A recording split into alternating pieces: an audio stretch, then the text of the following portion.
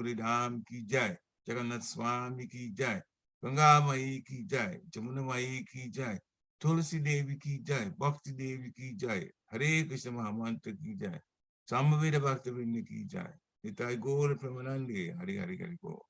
All glories to the assembled devotees, Hare Krishna. All glories to the assembled devotees, Hare Krishna. All glories to the assembled devotees, Hare Krishna. All glories to the lotus feet of Shri Guru and Gauranga, Lord Shri Prabhupada.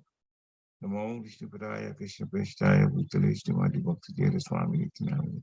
Namaste Krishna Padaya Prabhupada Siddhartha Shri Gaura Karuna Shakti Bhakti Nityananda. Narayanan Namaskritya Narotevam Narotamam Devim Saraswati Vyasam Tato Jayam Udirayat Nashta Prayesva Bhadresu Nityam Bhagavata Sevaya Bhavata Utamashloke Bhaktir Bhavati Naishtaki Om Namo Bhagavate Vasudevaya Namo Bhagavate Vasudevaya Om Namo Bhagavate Vasudevaya. Om Bhagavate Vasudevaya. Om Namo Bhagavate Vasudevaya. Jai. Bhagavate Vasudevaya. Hare Krishna. Good morning, dear devotees. This morning's Srimad Bhagavatam class is from Canto 1. Sorry, computer. So it's Canto 1, Chapter 10. The chapter is Departure of Lord Krishna for Dwarka in text 23. So I'll read the text Sanskrit 3 times, and the devotees want to repeat, they can do so. Sava ayam hatpadam atra surayo jitendriya nijita mata vishvana vashanti bhaktyot kalitam alatmana nanvesha sattvam bharam ashritum ahati sava ayam yatpadam atra surayo jitendriya nijita matarishvana pashanti bhaktyut kalitam alatmana anvesha sattvam parimashritum ahati sava ayam yatpadam atra surayo jitendriya nirjita mata rishvana pashanti bhaktyut kalitam alatmana nanvesha sattvam parimashritum arhati. Hare Krishna. Hare Krishna. Right. Sava ayam yat padamatra surayo jitendriya nirjitamat rishvanah pasyanti bhakti utkilat malatmana nanvesha sattvam parimashtur mam arhati. Right. Anyone else? Hare Krishna. Yeah. Sava ayam yatu padam atra suryo jitendriya nitita maturi swanaha pasyanti bhaktya utkalaita malatmana nanva esha satvam parimastrum arhati. Jai. Hare Krishna. Sava avyam yat paramatra surayo jitendriya nirjita mata rishvana pasyanti bhakti uktalikta malatmana nav esa sattvam parimarastum arhati. Jai. Hare Krishna. Hare Krishna. Samayam yat padmatra suryo jitendriya nirjit matarishubnaha पश्यन्ति भक्ता युत्कलितमलात्मना नन्मेष सत्यं परिमाष्टमहीते. Hare Krishna. Jai. Hare Krishna. Anyone else? Hare Krishna. Sava ayam yat padamatra surayo chitendriyani chitamatarishvanaha pashyanti bhaktyutkalitama utkalitamalātmana nanvesha sattvam parimashtu arhati. Hare Krishna. Hare Krishna. Anyone else? Hare Krishna. Mm. Savayam yat padamatra surayo jitendriyanirchitamatarishvanaha Pashyanti bhakti utkalita malatmana nanvesha sattvam parimashrutumarhati. Hare Krishna. Hare Krishna. Anyone else? Hare Krishna. All right, so we'll do word for word now. Sa, he, they, by providence. I am this. Yat, that which. Padam Ara. Here is the same here is the same personality of Godhead, Sri Krishna. Suraya, great devotees. Jitandriya, who have overcome the influence of the senses. Nirijita, thoroughly controlled. Matarishvana, life. Pashanti, can see. Bhakti, by dint of devotional service. Utkalita, developed. Amala Atmana, those whose minds are thoroughly cleansed. Nanu Esha, certainly by this only. Sattvam, existence. Parimarishtum, for purifying the mind completely. Arhati, deserve. Translation by His Divine Grace, HG Bhaktivedanta Swami, Srila Prabhupada. The Prabhupada Ki Jai. Here is the same Supreme Personality of Godhead, whose transcendental form is experienced by the great devotees who are completely cleansed of material consciousness by dint of rigid devotional service and full control of life and the senses. And that is the only way to purify existence. Purport by Srila Prabhupada. As it is stated in the Bhagavad Gita, the Lord can be known in his real nature by dint of pure devotional service only. So it is stated here that only the great devotees of the Lord who are able to clear the mind of all material dust by rigid devotional service can experience the Lord as he is. Jitendriya means one who has full control over the senses. The senses are active parts of the body, and their activities cannot be stopped. The artificial means of the yogic processes is to make the senses inactive has proved to be abject failure, even in the case of great yogis like Vishwamitra Muni. Vishwamitra Muni controlled the senses by yogic trance, but when he happened to meet Menaka, a heavenly society woman, he became a victim of sex, and the artificial way of controlling the senses failed.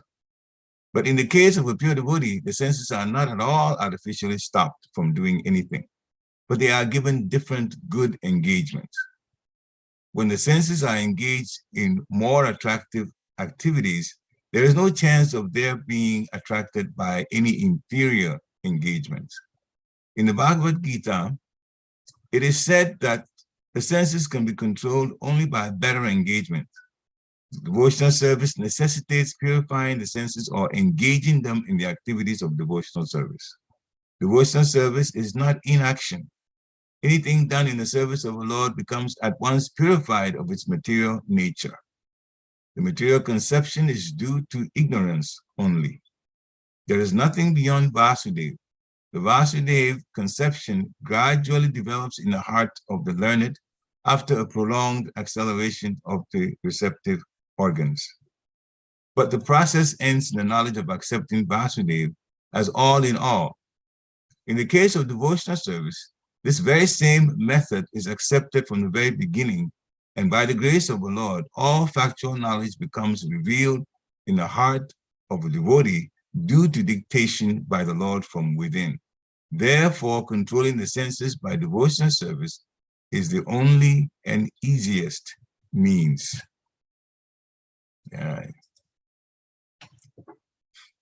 Om Agina Timirandasya Gyana Gina Shalakaya Chakshu Umbilitam Yena Tasmai Shri Guruve Namaha Shri Chaitanya Manobhistam Stapitam Yena Bhutale Vayam Rupa Kadamayam Dadanti Swapadantikam Vandeham Shri Guru Sri Utapata Kamalam Shri Guru Vaishnavam Scha Shri Rupa Sagajatam Sahagana Raghunatam Vitam Tam Sajivam Sadvaitam Savadutam Parijana Sahitam Krishna Chaitanya Devam Shri Radha Krishna Pada Sahagana Lalita Shri Vishakam Vitamscha.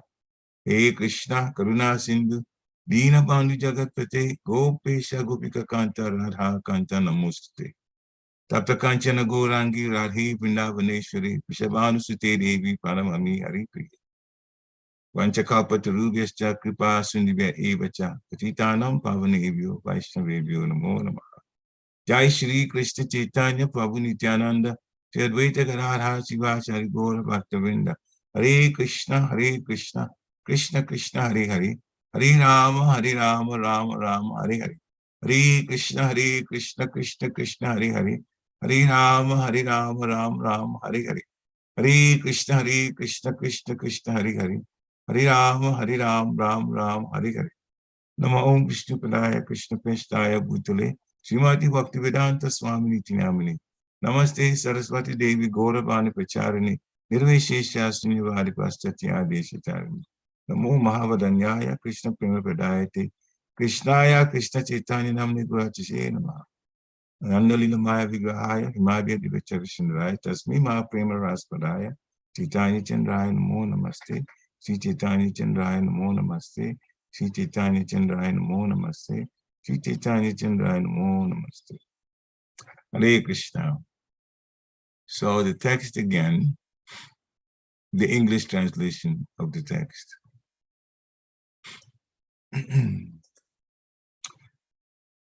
Here is the same Supreme Personality of Godhead, whose transcendental form is experienced by the great devotees who are completely cleansed of material consciousness by dint of rigid devotional service and full control of life and the senses. And that is the only way to purify existence. Hare Krishna. So this is a beautiful statement of realization by the ladies at Hastinapur who are talking from the rooftops. They've gathered there, and Krishna is getting ready to leave Hastinapur. They all know he's going back to Dwarka. And the Pandavas are in Hastinapur, and they are definitely very much connected to the Supreme Personality of Godhead. They are great devotees in their own right, pure devotees. But this time, it's the ladies that are speaking realization of the Supreme Personality of Godhead, who he is, his effect, his attraction, and how to realize the Lord. They say, here is the same Supreme Personality of Godhead, whose transcendental form, immediately, they acknowledge the fact that there isn't anything material about the Supreme Personality of Godhead. Janma karma chame divyam, as he says in the scriptures, that those who know that his birth, Krishna says, those who know my birth and activities to be divine, they leave the material world and they don't come back to the material world. Very, very important statement that we should bear in mind all the time when we are doing our services and the sadhana bhakti that we've been instructed by Krishna in Bhagavad Gita and by the spiritual master. the guide from without. The guide from within is the super soul, Paramatma. So the great devotees experience the Lord because they are completely cleansed of material consciousness. The process of purification is the process that takes place by devotee association, by encouragement, and by determination. As the nectar of instruction tells us, determination, we have to be determined, we have to stay enthusiastic, and we have to be patient. This is not an overnight success thing when you have to get cleansed, because Maya doesn't go to sleep. But the Department of Mercy, as is explained by my spiritual master, His Holiness Bhakti Swami, the Department of Mercy of the Lord is greater than his department of law. So we can take consolation from that. But that doesn't mean that we automatically become pure. We have to work at it every day by hearing and chanting the Hare Krishna Maha Mantra from the depths of our hearts. Sometimes there's distraction, as the mind is used to being so distracted and always looking at things and always hearing things and always trying to, add that to a person's life when even as a devotee, they want to stay with devotional service and things that connect with devotional service alone. Yet this place is just so full in this Kali Yuga of distractions. Still, we can control by training. Krishna says the mind just moves in different places. You train it, bring it back. So Papa says, bring it back to the holy name. And after doing it for quite some time, then it becomes easier to stay with the holy name and not get so distracted. And of course, individuals can also go to places where the Lord's, where we can use our senses to perceive the Lord in different ways, or a particular place where when we go, we know that we won't be distracted much. That's where we should do our chanting. In other words, we should be serious about improving the quality of our chanting, because that is what improves and removes all of the dirty things cleansed from the heart. Just take it from the heart. It is through the holy name that does that. Definitely take advantage of all of the programs by which we get an opportunity to associate with devotees and chant the holy names. Especially in the summer, Rath Yatras come one after another in different places. Find out where it's happening and go there, and your own temples, Rath Yatra, be very fully engaged in it to serve the Lord Jagannath, Baladev, and Maharaj Subhadra. So the ladies are talking about the Supreme Personality of Godhead, that he can be experienced, the great devotees experience him by rigid devotional service. Rigid means that we have to be determined to do devotional service despite any kind of distraction that may come. Srila Bhaktisiddhanta Saraswati Thakur Maharaj said, we should definitely keep on chanting, even if challenges come by way of insults, when we're doing service, by way of other kinds of things, challenges, in different ways. Never give up a chanting of the holy name of the Lord. Why? Because this is how we're going to get to go back to Godhead. This place is a very, very morbid place. We're trying to manage our lives here, but thank God it's only a temporary place, and we only have a temporary life to lead here. Birth, death, old age, disease, spring, suffering. But we're not to be here forever. So we have to encourage each other. And from the scriptures, whatever we get, we learn, and we try to live by it. Srila Prabhupada says in the purport, as it is stated in the Bhagavad Gita, the Lord can be known in his real nature by dint of pure devotional service only. Pure devotional service. In Bhagavad Gita, chapter 18, text 65, Bhaktya mam abhijanati, yavan yaschami tatpata. Tato mam tatvato gyatva vishate tat anantaram. Translation is, one can understand me as I am, as the Supreme Personality of Godhead, only by devotional service. And when one is in full consciousness of me by such devotion, then he can enter the kingdom of God. So Krishna says, the understanding comes by devotional service. And there are 9 processes, including hearing and chanting. And we're very much encouraged to apply, if not all, most of those, especially the chanting of the Lord's name. Hare Krishna, Krishna Krishna, Hare Hare. Hare Ram, Ram Ram, Hare Hare. And it's explained in the scriptures that no matter what other types of devotional service that we involve ourselves in outside of chanting, chanting must always be included. In this age, to go back to Godhead, it's chanting plus other forms of devotional service. So that is what we are charged to do.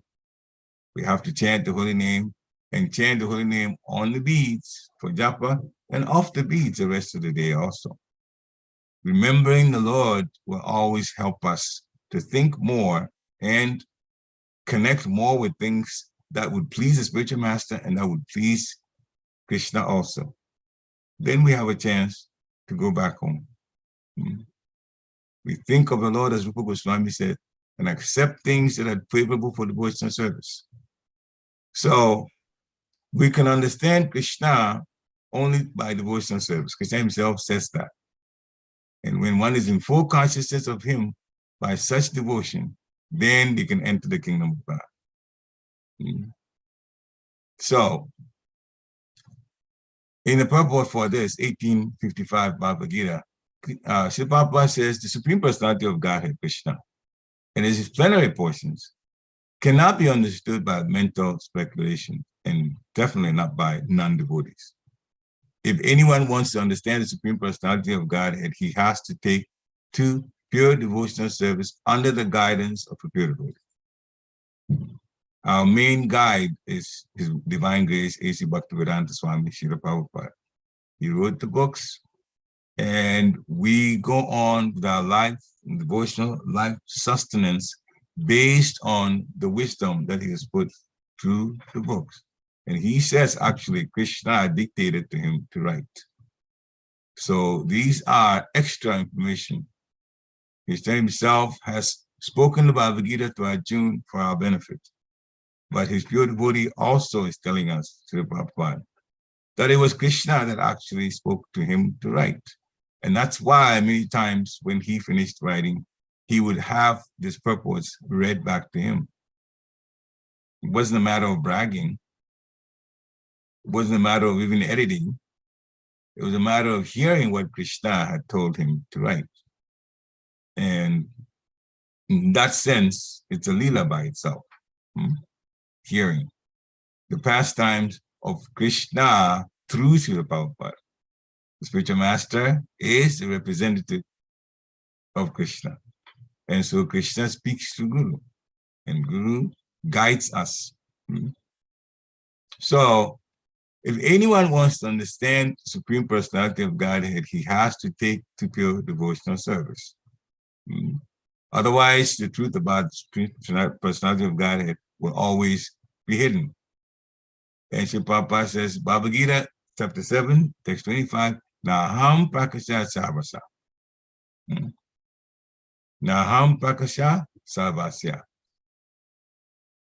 I am never manifest to the foolish and unintelligent. Naham Prakasha Sarvasya Yogamaya Samapita.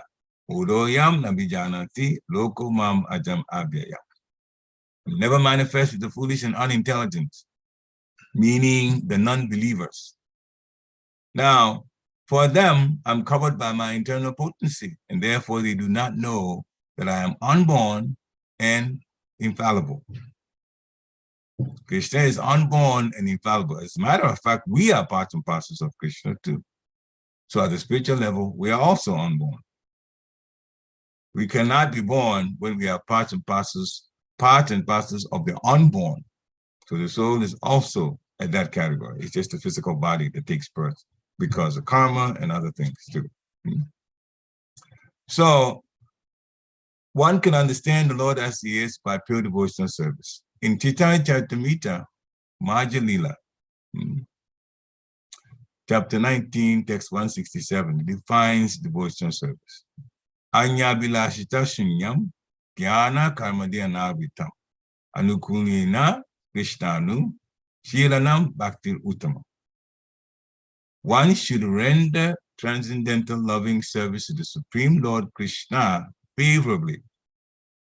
Favorably means no grudges. As is explained in the Bhagavad Gita, when we are asked to do devotional service and our mind starts going crazy, coming up with reasons why not to, or just feeling uncomfortable doing the service, doing the service grudgingly,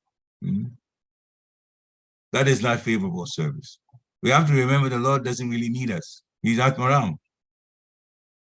He's fully satisfied. And there are so many pure devotees who would do anything to serve the Lord, especially the gopis. Therefore, we are trying to get back to our original constitutional position mentally too, that we should be at that position that the devotees in the spiritual world who haven't fallen down are. They serve the Lord from their hearts, they serve blissfully. Whatever pastimes the Lord wants to do, they adjust themselves. Even includes that they have to take a different form to serve in one of the 5 rasas. They will do that.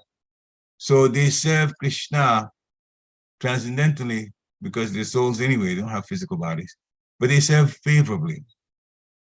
So this space here in Chaitanya Charitamrita, one should render transcendental loving service to Supreme Lord Krishna favorably and without desire for material profit or gain.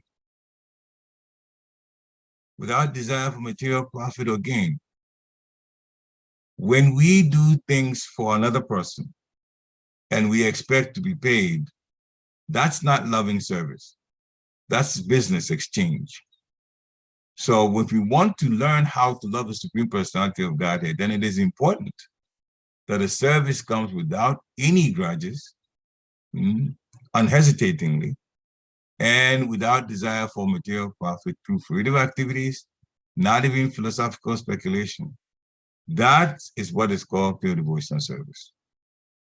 That's what's called pure devotional service. So the definition is there. And sometimes when we say, well, I'm not a pure devotee, so how can I serve purely? See, nothing has been hidden from us. Nothing has been hidden from us. Krishna says, one can understand me as I am by pure devotion, by devotional service. When one is in full consciousness of me, then he can enter the kingdom of God. So we should be eager to perform devotional service. It's not a question of just getting only some devotional service to perform regularly. That is good. That is good.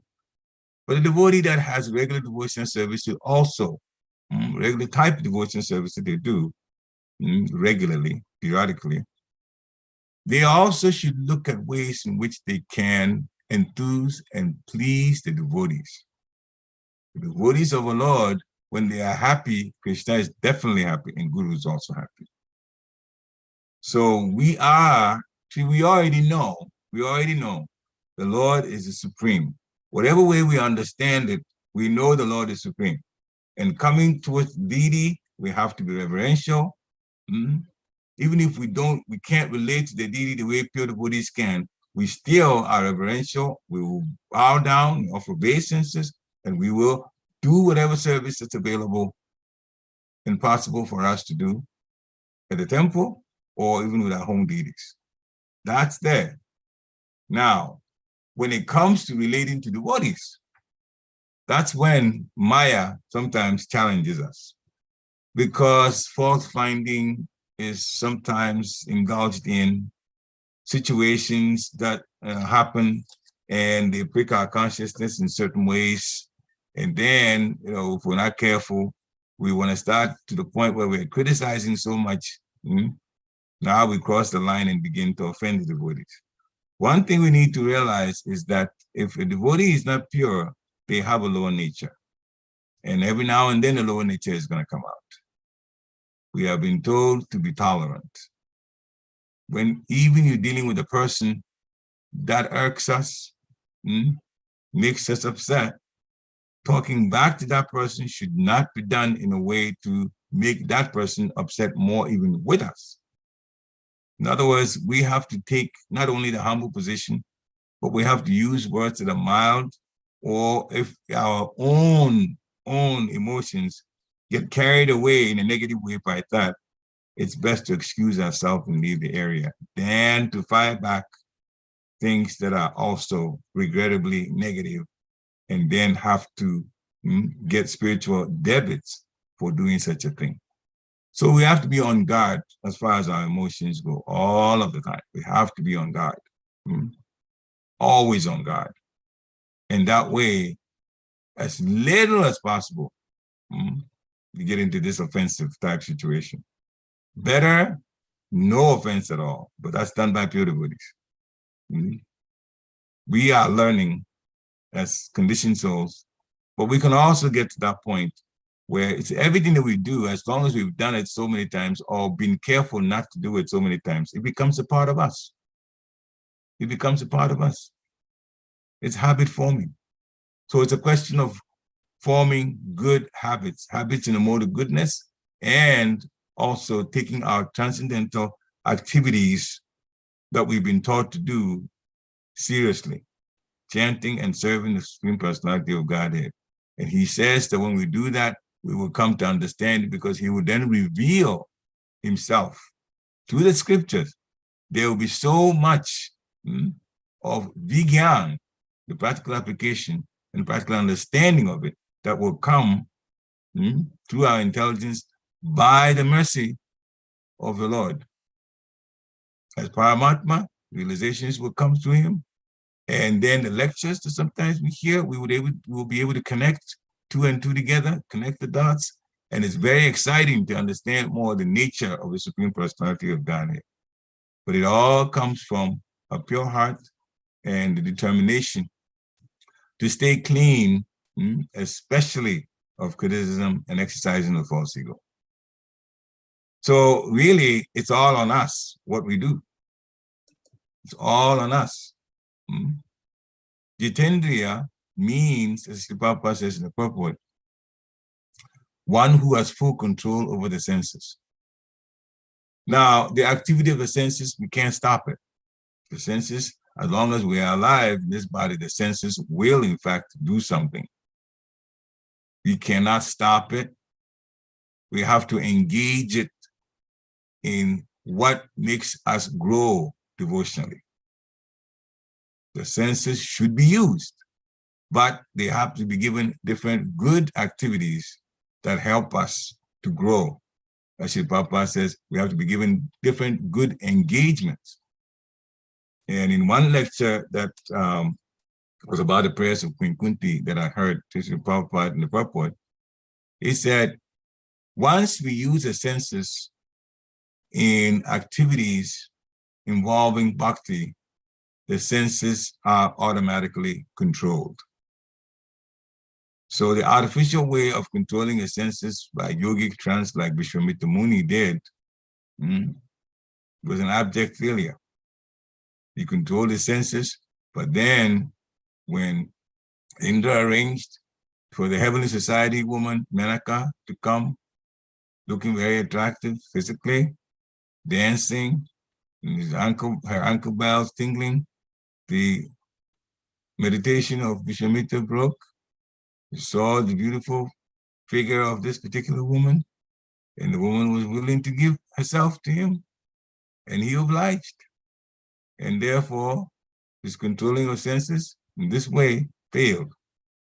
That's why Srila Prabhupada says, engage the senses in doing activities for the Lord and the Lord's devotees. If we do that, then the senses are not stopped, but they are controlled and directed towards what benefits us. So that is the key.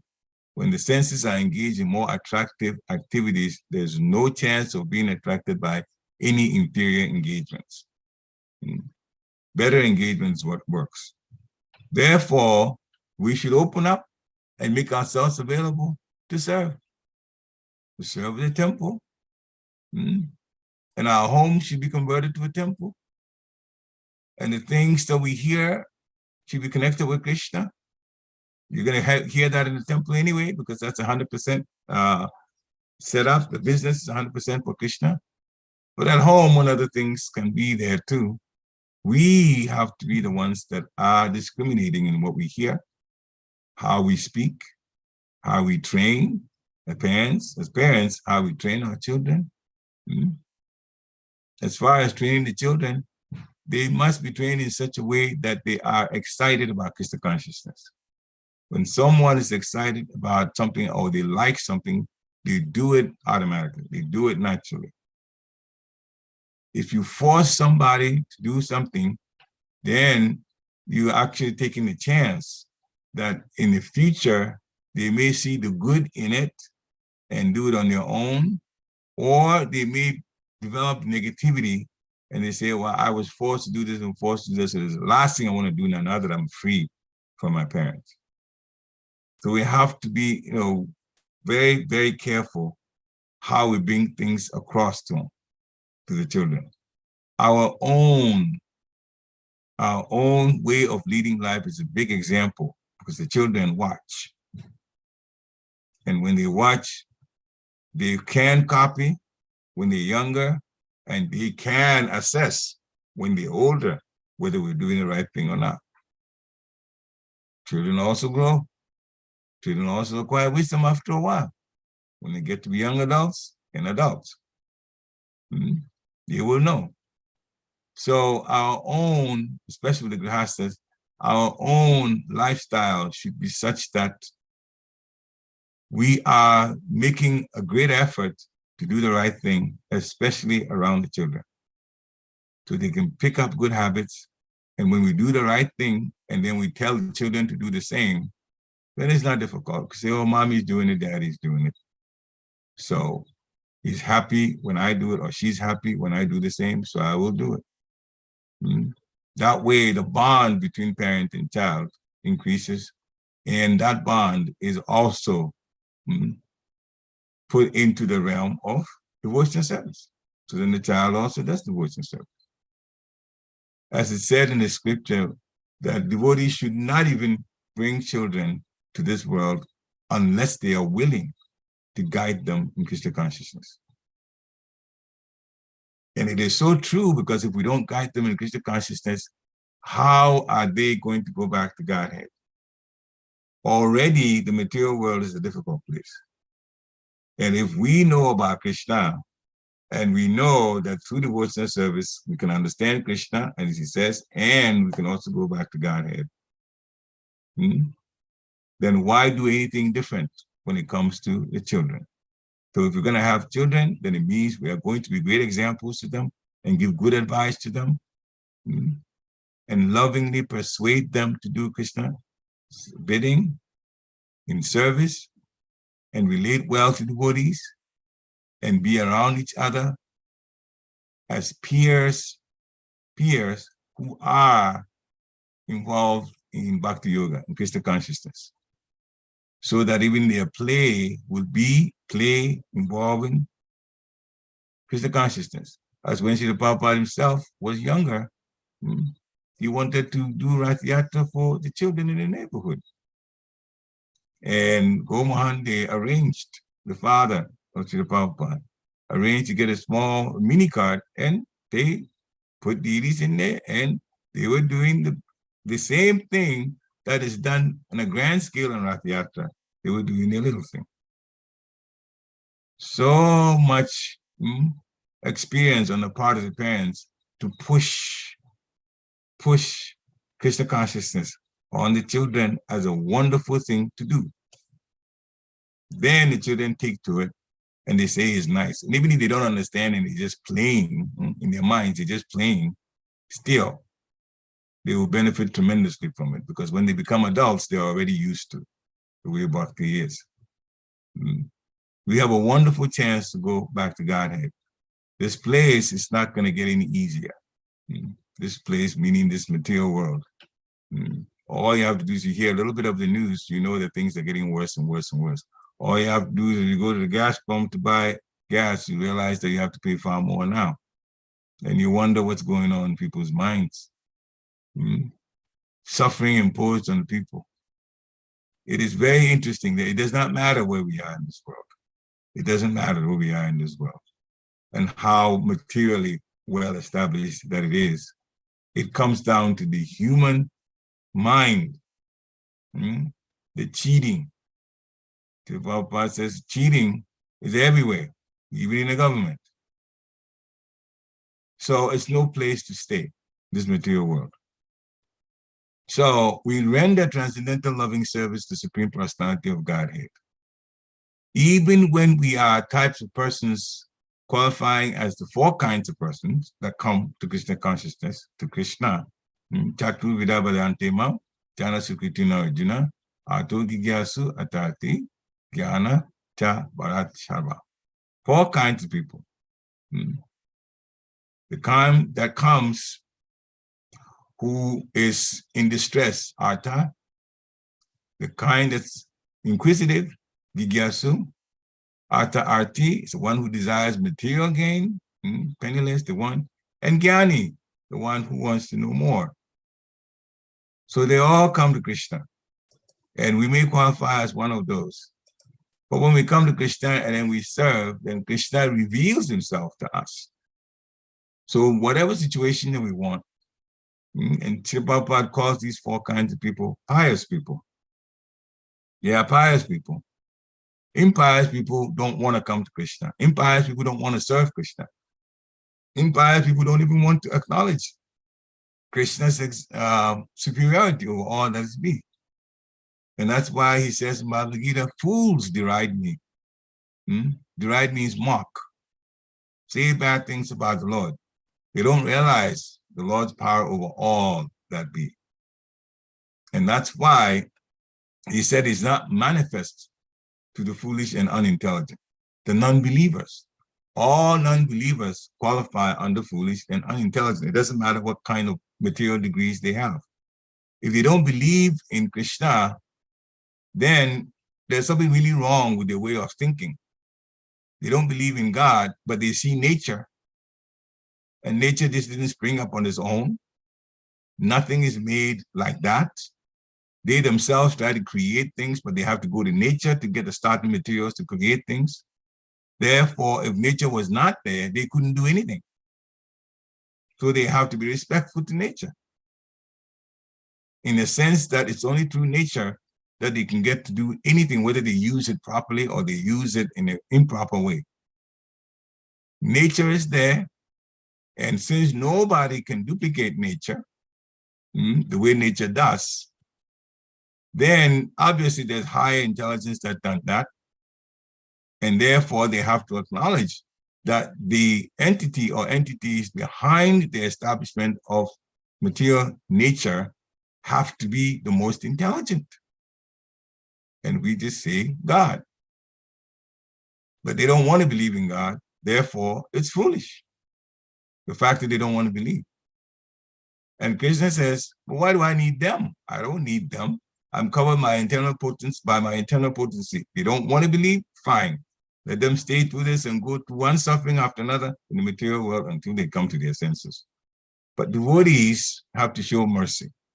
Therefore, we go around and spread the word by Srila Prabhupada's books, by different programs that if they don't even understand, they still see the Lord, like in Rath Yatra, Lord Jagannath coming out. This is all show of mercy from the devotees, making it possible for non-devotees to connect with the Lord. And sometimes they get free prasadam too, and Rath Yatra is like that. And prasadam is Krishna, the weapon. So we are in good position, and the more we serve, we are in good position in terms of being connected with devotional service. And the more we serve each other and serve the world at large, and anything that we do, we try to dovetail part of it, if not all, to Krishna consciousness, so that people will be educated in it. Whatever things that we do, what we've learned, bring some of it into Krishna consciousness. What we learn in the Shastra, what we learn from hearing. Bring some of it, even when we are in this material arena that is dealing with at work and dealing with non-devotees and so on. But at all times, though, we have to be in the mode of goodness towards people. Nice, tolerant, understanding, using mild words, having a mild disposition about us, pleasant disposition, pleasant feeling about us. The people come around us, they feel good. And we definitely can advise, because there's so much wisdom in these scriptures that we can use and fashion it in such a way that they can take to it. They can take to it and therefore also grow. We can introduce Krishna consciousness in this way, from more to goodness to that, like Sanatana Goswami was doing. When he came to Vrindavan, people knew him.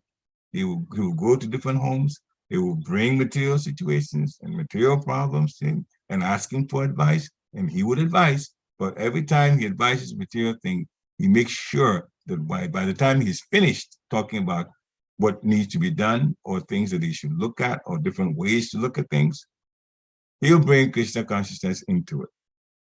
He always did.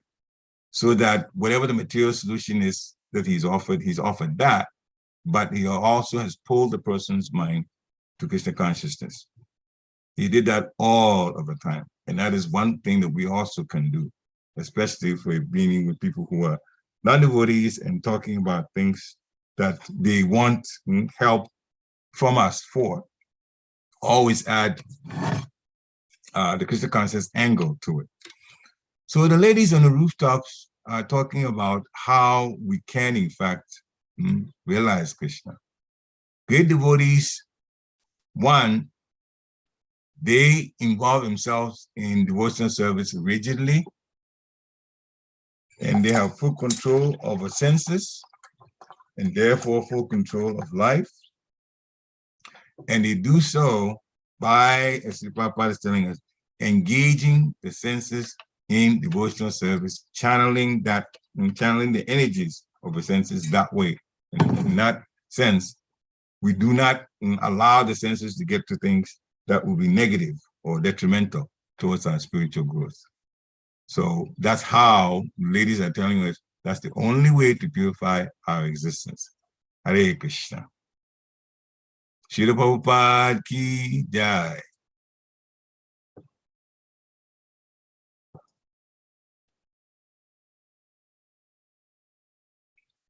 Hare Krishna.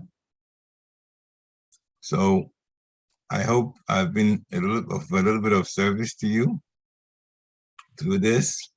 And if we now, devotees have questions or comments, they can do so at this time. Hare Krishna. Thank you, Prabhu. I hope you're feeling better now. My voice is back. That's good. Yes, nice and strong. Go ahead, Ritu Mataji, with your question we have. Hare Krishna Prabhuji, Dandavat Pranam. It was a wonderful and beautiful lecture today. I just loved, and I'm really inspired with each word you mentioned about patience and the Krishna consciousness.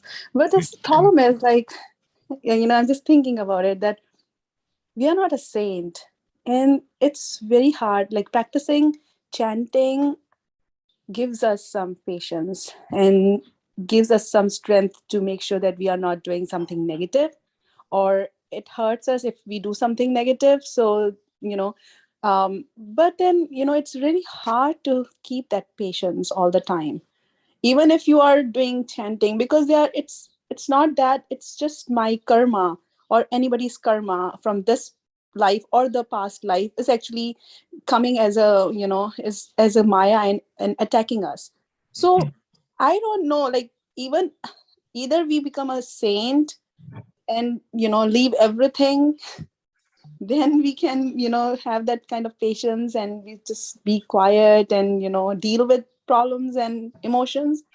But I don't know how to handle it. If you can help me a little bit. So Hare Krishna, you're talking about the question of patience, how to be patient. We all have different. We all are different levels of growth.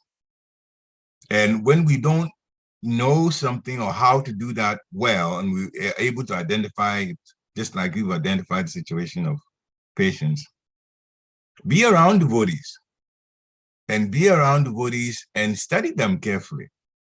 When you talk to devotees, you can find out when different situations occur, how, especially those who have been in this path, this royal path of devotion for a while, how they deal with it.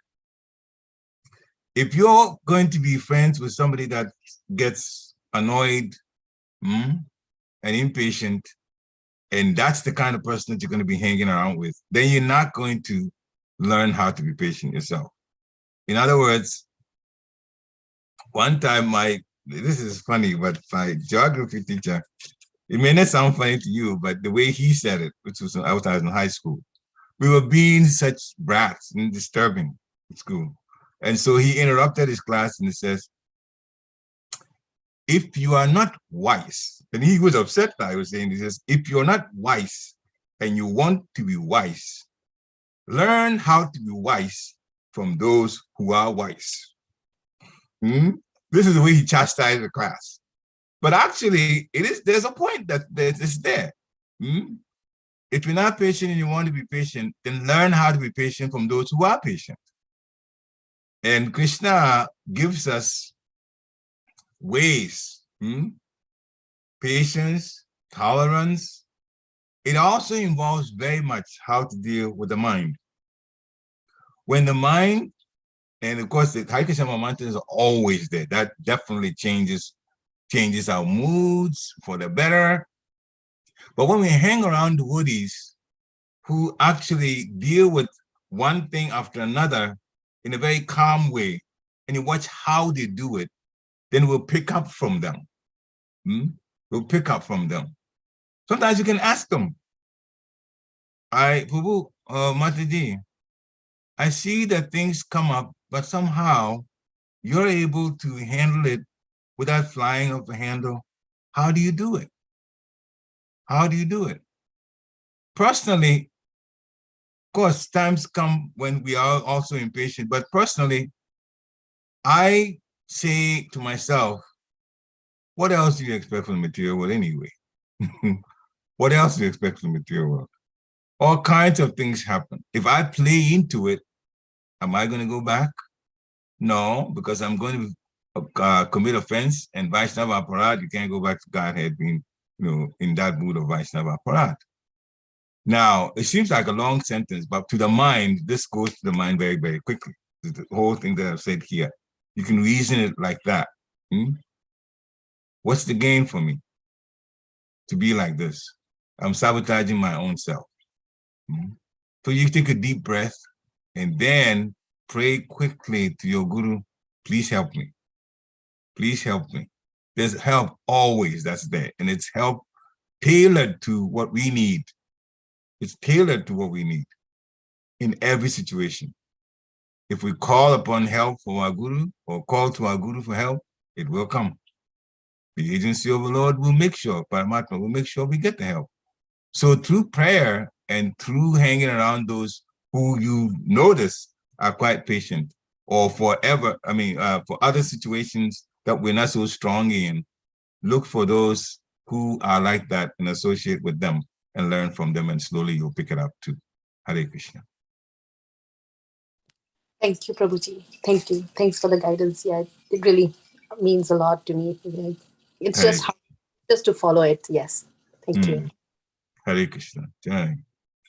So it looks like Kalpesh and Sonia Parikh, there's the hand up. Yeah. So thank you very much, Prabhuji, Hare Krishna. Hare Krishna. Yeah, very, very, very detailed and very nicely presented, and so much insight on the realization of this. Yeah, thank you for presenting that. So I have a quick question. I see my lifestyle, and basically we have 24 hours in a day, and we split like 9 hours of work in that. during that 9 hours of work, I see in this verse, the senses are active part of the body and their activities cannot be stopped. So knowing that what we are accumulating all the time through our senses, through that 9 hours of the time, um, um, like the work time, right? Yeah. How do we really engage at that time our activities with devotional services? One of the key aspect I learned in past few sessions, tolerance is one of the way to subdue our mind. That is the key to success of controlling our mind. And then I was trying to figure out what is the exact tolerance mean. And tolerance mean not get succumbed by situation and develop a higher purpose and learn to bear insult and hatred people will have towards you.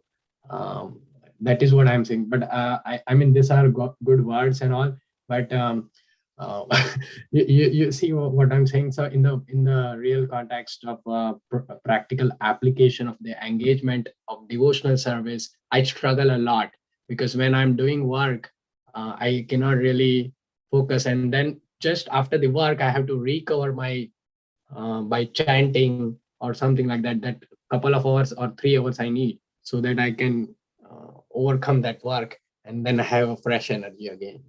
So that built up is the accumulation is so heavy. It's not possible. Like, I mean, I'm struggling. I'm not saying for it. Yeah, you work in an office? Yeah. Sometimes yes, in office, but the office environment is so accumulative process. I mean, I have no control. Like people would come at my desk and they will start talking, and then I cannot be disrespectful. Trying to, I mean, if I don't talk, then I mean, I will not have a connection with anyone, right? So I cannot practice that too. So I mean, it's very challenging because in this mundane world, people are constantly having conversation, and which is unavoidable actually. And I cannot even leave my job and say, okay, because I have duties and responsibilities towards my family. So understanding that, what are the common techniques? Tolerance is one of the subduing techniques. I get it, but to get to that tolerance level within ourselves, we have to have a controlled mind, which means I have to be ready in the morning to be going and exercising. Oh, I'm going to be tolerant today, and that is not always possible because you have to do sadhana before you go. Actually, if I don't do that sadhana, it would be probably I get sucked up, and then that's, I mean, can you sophisticatedly explain a few principles? Yeah. Hare Krishna, Prabhuji. Hare Krishna.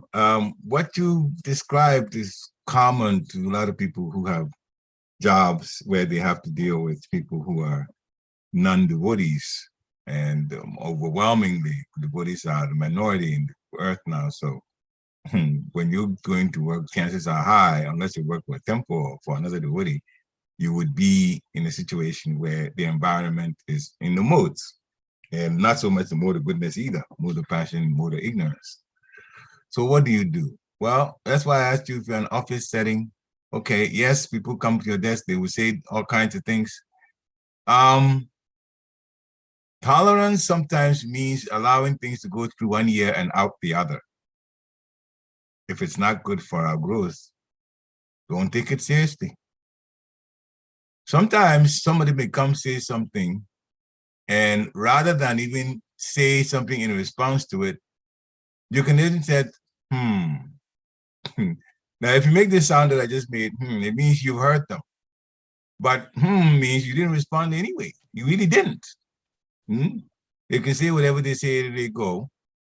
And if you don't involve yourself in that, whatever that gossip thing is, or pajapa, and just keep saying, all right, anyway, and you bring the Lord in, the Lord's mercy, maybe so and so and so can happen. Every time you quote Krishna by the Lord's mercy or by Krishna's mercy, give some things to change whatever that you've heard for the better as a response to it, then people will realize that every time they come to you, they can't involve you in negativity, because they're either going to hear something that says, oh, I've heard your sound. They says, I'm like, I've said, okay. Or they're going to hear something that's actually good advice for them. Now, outside of that happening, the environment also, of course, if it's an environment of motor passion and even some ignorance, then you can counter it in your office by having light music, bhajans going on, light with low volume, you can hear, but it doesn't disturb others. If you can hear that, then you're hearing the Lord's name throughout your work. And even when you're concentrating on what you're doing, it's a material thing, but your subconscious can pick up on the sound of the name of the Lord all the time. So then around your desk area, you've actually purified the atmosphere. Up in your cubicle, you purified the atmosphere by constant hearing of the Lord's, if you can't really hear a lecture and also work, that's difficult because you have to concentrate. But when the music is playing in the background, but it's the music of Japa, of the holy name of the Lord, bhajans, then they put you in that mood. If you use a computer, make sure that somewhere around the corner you have some Radha Krishna or Aditi Julai, Jagannath, Shingadev, you have that there, or there's so many smiley, sticky type self-adhesive pictures of Lord Jagannath. Have a couple of them somewhere in the cubicle that you can, a place where you can just, when you raise up from whatever you're writing or raise up off the computer, you can see. Your computer screen, the first screen when it opens up should remind you of Krishna. You put picture on the background in there that reminds you of Krishna. All of these things play on the mind and put you in the devotional atmosphere at work. Hare Krishna. Hare Krishna. Thank you very much. Another question, quick question. This is developing true love for God, and sometimes everybody, not I would say, it's a very sweeping statement. I myself, I think that I love God, right? But how do I know I'm not bullshitting, I'm lying? I came across one of the thing, like if I cannot love my neighbor, which is in the manifested form, and the God which I am perceiving for a realization, which is unmanifested right now for me, because I have not realized yet. Knowing that the unmanifested, which I am pursuing for realization, and the manifested, the divine soul, which has Paramatma within, how do I make sure that I'm not bullshitting and lying? Because sometimes people would have, like many times I've seen, when we start loving God, or we start ignoring people and start seeing faults in others and trying to avoid that. So I struggle that between that two, like, because this is a higher principle, I know, but if you have any, you have to say anything about this. I'm not quite sure I picked up the question properly. So you started by talking about loving God and that you're not really there yet. Is that correct? Yeah. Okay. That's true. Yeah. Okay. Not many people are there. You're not alone. Love of Godhead is the last step in our sojourn, our travel, our spiritual path that we're traveling on. It starts with faith. It starts with faith, believing in God, and it goes to the association of devotees. Now, even in the association of devotees, that's where you have to be a little, you don't stay away from devotees, all devotees, but you have to be picky at those who we really want to associate more with. Those who are advanced would definitely help you to develop love of Godhead just by talking with them and watching what they do. Okay. So there's so much we can learn from devotees who've been in it a long time. They have developed a certain mood. And that kind of mood, if you even pick their brains, ask them a lot of questions about just how to grow in Krishna consciousness, they will supply you a lot. They will supply you a lot because a lot of answers, a lot of suggestions. And that way you take them and you start growing with them. The other thing too that would help you to eventually get to love Godhead is take your services. First, you should have service. Take the services seriously in terms of the quality that you put into your service, because Krishna watches this. And don't hold back.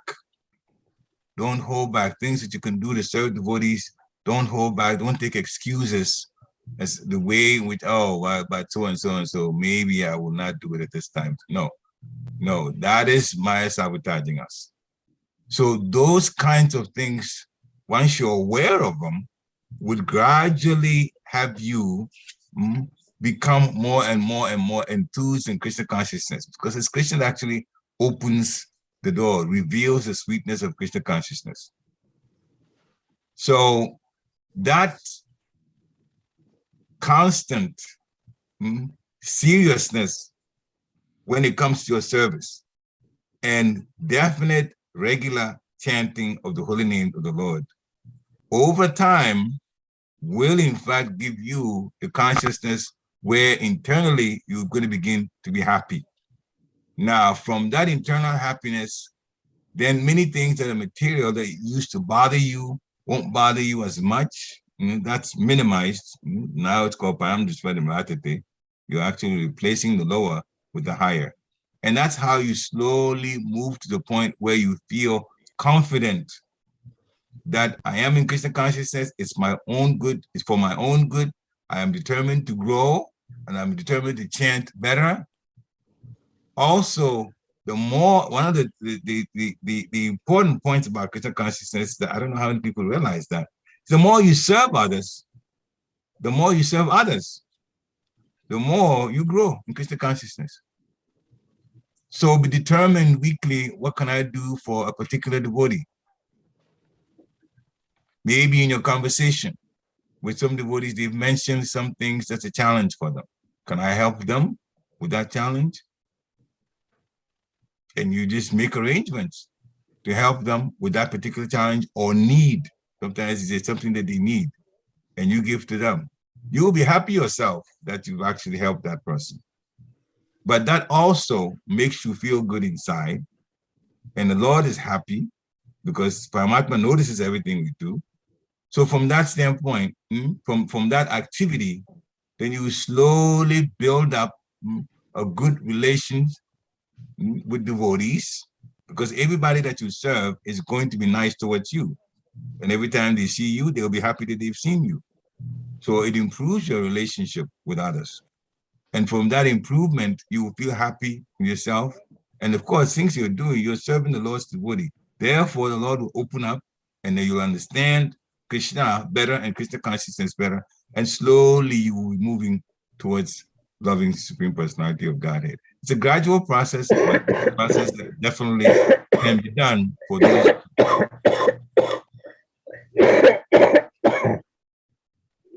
for those who are serious to want to improve. Definitely, that's some of the paths that you can, in fact, make sure you add to your life, and it will help you to grow. Hare Krishna. Hare Krishna. Thank you very much for some techniques. Yeah. Any last questions?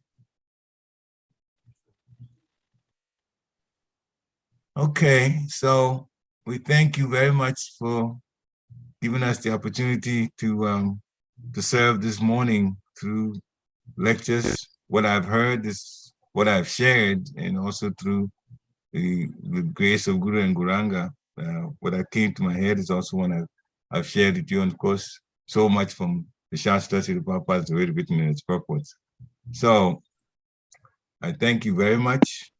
And Mataji? Drona Prabhu is here. Hmm. I don't know if you have Krishna. announcements. No, nothing. Okay. It's a wonderful class. I was listening. I just put my my screen on, but I didn't have any question. Okay. All right. So then, Vanchakalpatarubhyascha kripa sindhubhya eva cha Chapati,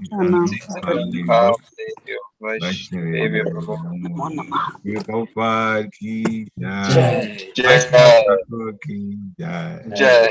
Jai. Hare Krishna, Thank you Prabhuji. so much, Pariksit Prabhu. Hare Krishna. Jai. Hare Krishna. So have a wonderful week. Hare Krishna. You too.